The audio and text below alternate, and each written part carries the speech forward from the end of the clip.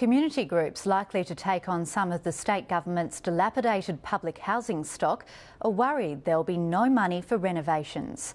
The transfer of up to 35% of public housing by 2014 is part of a national agreement, but there's still a lot to negotiate.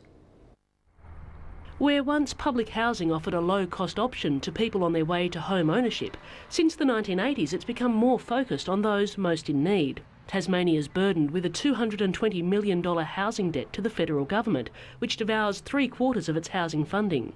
And with ballooning maintenance costs from public housing stock 30 years or older, the government needs to rethink how it delivers housing to people on low incomes. There are still too many people on the public housing waiting list.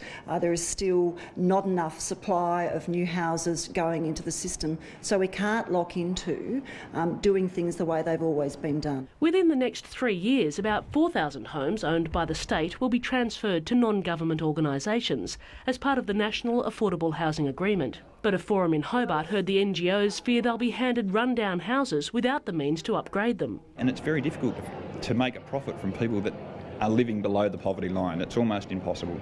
You can't make a surplus in regards to it.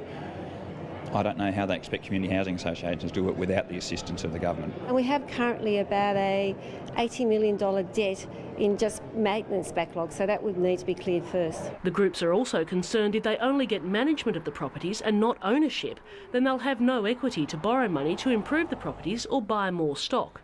The Minister says Cabinet will need to carefully consider each step of how it deals with its $1.8 billion public housing portfolio.